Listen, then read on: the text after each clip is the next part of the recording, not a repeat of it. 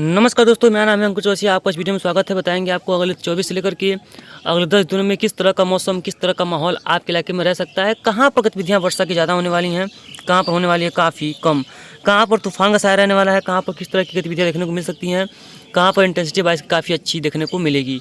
इसके बारे में पूरा डिटेल में बताने का प्रयास करते हैं। चलिए, सबसे पहली बात देखिए, जो एक सिस्टम लोग कह भी रहे थे कि एक बंगाल की खाड़ी में एक डेवलपमेंट देखने को मिलेगा यहाँ पर, इसके निचले इलाकों में, यहाँ पर ये रहा आपका ये, हाँ यहाँ पर और यहाँ पर। तो इसका जो सिस्टम का ये ट्रैक बहुत सारे ट्रैक इसमें बताए जा रहे हैं। लेकिन जब तक सिस्टम बनेगा नहीं तब तक इसके बारे में कहना बहुत कठिनाई भरा काम है। लेकिन देखिए, बनने की संभावना तो काफ़ी ज़्यादा है।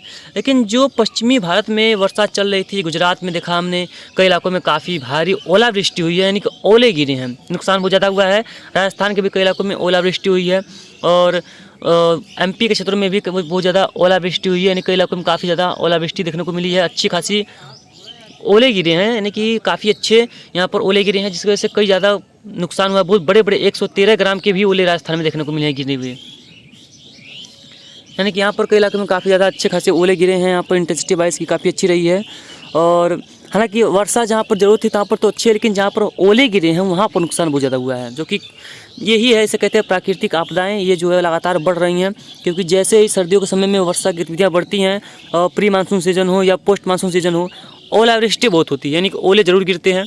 तो यही देखने को मिल रहा है इस समय। तो ऐसे लिए इसी हिसाब से आप लोगों को काफ़ी सतर्क रहने की ज़रूरत है। ओलावृष्टि से बच करके बिजली गिरने की संभावना भी बन रही है, और सर्दियों का समय है, ओले तो गिरेंगे ही गिरेंगे। साथ साथ में और जो ओलों की इतनी तेज़ वर्षा हो रही है कि जैसा लग रहा है कि बर्फ़ की चादर बिछ गई है, ओले ऐसा गिर रहे हैं।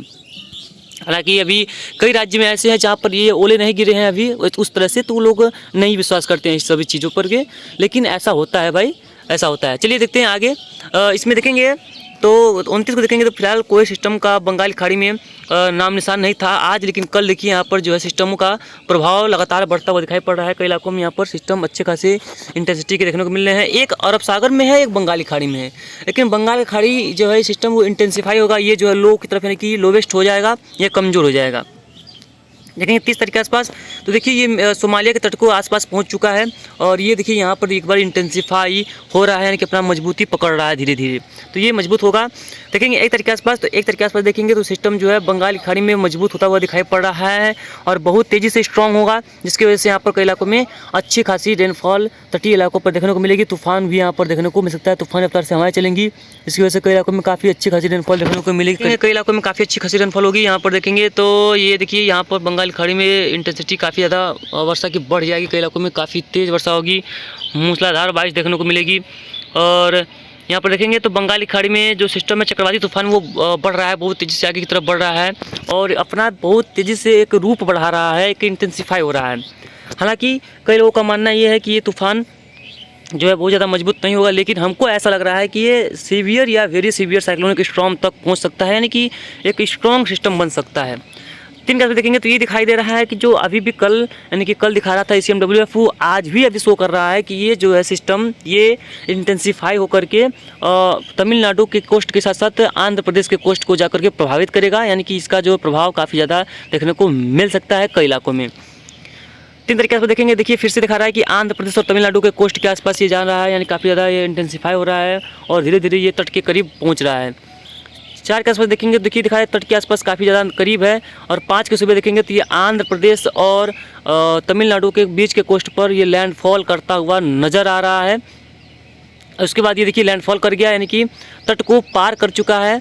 5 या 6 के सुबह तक ये देखिए तट को पार कर चुका है। उसके बाद देखिए उत्तर की तरफ बढ़ रहा है बहुत तेज़ी से। उसके बाद ये फिर से जो है रिकर्व करके ये उत्तरी उड़ीसा की तरफ बढ़ जाएगा, यानी कि इसका जो है एक अलग ही ट्रैक है, एक ECMWF का अपना एक अलग ही ट्रैक इसमें जो है नज़र आ रहा है, जो कि एक, अब देखते हैं कि ये कैसा होता है क्या नहीं होता है, क्योंकि देखिए जब तक सिस्टमों का पूरा संकेत नहीं मिलता, उसके बाद देखिए एक अरब सागर में सिस्टम फिर से एक बार बनता हुआ दिखाई पड़ रहा है ECMWF की माने तो।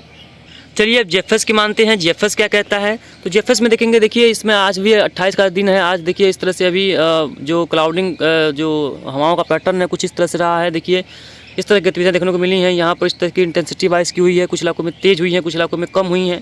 बाकी देखिए धीरे धीरे देखिए सिस्टम का इंटेंसिफिकेशन बढ़ रहा है, और 29 के आसपास देखेंगे तो इसमें दिखाई पड़ रहा है JFS में कि बंगाल की खाड़ी में सिस्टम धीरे धीरे बनता हुआ नजर आ रहा है। 30 के आसपास ये इंटेंसिफाई होगा, और अभी फिलहाल SCMWF जितना दिखा रहा था उतना इंटेंसिफाई ये नहीं है, लेकिन इंटेंसिफाई है। उसके बाद देखिए धीरे धीरे 30 हो गया आपका, ये 1 तारीख का क्षेत्र है, 1 तारीख का समय है। यहाँ पर देखिए ये सिस्टम जो है चक्रवाती तूफान जो है इंटेंसिफाई हो रहा है, मजबूत हो रहा है, अपनी पकड़ को मजबूत कर रहा है और ये धीरे धीरे देखिए अपना पूरा बंगाल की खाड़ी को ये कवर कर रहा है, पूरे बंगाल की खाड़ी को हवाओं को अपनी तरफ खींच रहा है। यानी कि देखिए एक अलग तरह का जिसमें जो है तूफान दिखाई पड़ रहा है अभी, जैसे कोई सिस्टम जुड़ते हैं ना आपस में, उसी तरह का यहाँ पर ये जुड़ाव देखने को मिल रहा है। अब देखिए ये जो है अब इंटेंसिफाई हो चुका है, अपना मजबूत स्थिति को ये पकड़ चुका है और एक काफ़ी सक्रिय तूफान दिखाई पड़ रहा है। और ये दिखा रहा है कि 3 तारीख के आसपास ये म्यांमार के तटों की तरफ बढ़ेगा।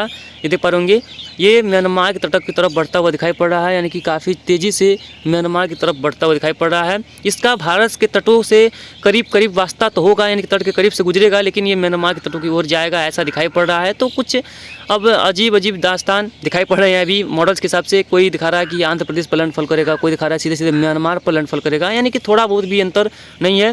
देखिए इसमें दिखा रहा है अब कि म्यांमार पर लैंडफॉल भी नहीं करेगा, ये बंगाल की खाड़ी में ही खत्म हो जाएगा। ये दिखाइए यहाँ पर दिखाई पड़ा है 6 तारीख के आसपास, ये GFS का कहना है। और यानी कि 7 तारीख के आसपास कोई भी सिस्टम इसके बाद फिर से एक बंगाल की खाड़ी में इसके हिसाब से सिस्टम बनता हुआ दिखाई पड़ रहा है और ये दोनों आपस में मर्ज होंगे ऐसा इसमें दिखाई पड़ रहा है। अब ये तो देखने योग्य बात होगी क्या होगा क्या नहीं होगा, लेकिन आगे आपको जो भी होगा हम आपको लगातार अपडेट करते रहेंगे। एक बार क्लाउड भी देख लेते हैं, यानी कि बादलों का प्रभाव कहाँ पर कितना ज़्यादा है। आप देखेंगे कि ये देखिए पूरा जो अरब सागर से लेकर के पूरा जो बंगाल की खाड़ी है ये पूरा बादलों से घिर चुका है। यहाँ पर काफ़ी घने काफ़ी मजबूत बादलों का पैच बना हुआ है। हालांकि इसका अभी फिलहाल हमारे भारत पे तो कोई असर नहीं है, लेकिन अच्छी खासी ये देखिए यहाँ पर बिजली चमक रही है। यहाँ पर देखिए कंबोडिया के आसपास क्षेत्रों पर काफ़ी ज़्यादा मजबूत बिजलियाँ चमक रही हैं, वहाँ पर बिजली गिर भी रही होंगी और काफ़ी इंटेंस बादल हैं वहाँ पर, तो यहाँ पर बिजली चमक रही हैं काफ़ी अच्छे खासे। और यहाँ पर देखिए कितना खतरनाक लग रहा है वहाँ पर स्थितियाँ कंबोडिया के हिसाब से। कल हमने देखा कि जो भारत का क्षेत्र है ये भारत के क्षेत्रों में भी काफ़ी ज़्यादा यहाँ पर बादल ऐसे तो बने हुए थे जैसे कितना तो मानसून में भी देखने को नहीं मिलते हैं। हालांकि बादल बहुत ज़्यादा घने भी थे, अच्छे खासे बादल थे, लेकिन बारिश कहीं कहीं पर हुई है और कहीं कहीं पर ओलावृष्टि हुई है।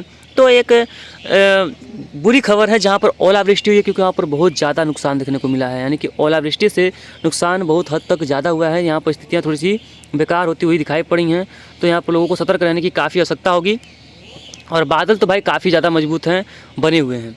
और देखिए अभी भी बादल जो है बिहार की तरफ बढ़ रहे हैं, लेकिन इसका उत्तर प्रदेश और बिहार पर बारिश का कोई प्रभाव नहीं पड़ेगा। हमने आपको पहले ही बताया था ये मध्य भारत पर ही प्रभाव डालेंगे अपना, उसके बाद ये आगे की तरफ निकल जाएंगे। इनका कोई प्रभाव भारत के ऊपर देखने को नहीं मिलेगा, तो ऐसा यहाँ पर संभावित है। बाकी जो भी होगा हम आपको लगातार अपडेट करते रहेंगे। और आपको हाँ इतना आपको बात बता दें कि देखिए जो गतिविधियाँ बारिश की हैं वो फिलहाल फिर से एक बार एक नया स्पेल बारिश का आने वाला है। वो 2-3 तारीख के आसपास फिर से वेस्टर्न डिस्टर्बेंस आने वाला है, तो फिर से वर्षा गतिविधियाँ बढ़ेंगी, कई इलाकों में बढ़ेंगी और कुछ एक इलाकों में काफ़ी तेज़ भी हो सकती हैं। तो उसके बारे में तो हम आपको अपडेट करते रहेंगे, और जो तूफान बनने वाला है उसके बारे में भी आपको अपडेट करते रहेंगे कि कहाँ पर कैसा तूफान का प्रभाव, कैसा बारिश का स्थितियाँ देखने को मिलेंगी। फिलहाल इस बुलेटिन में कितना ही, धन्यवाद।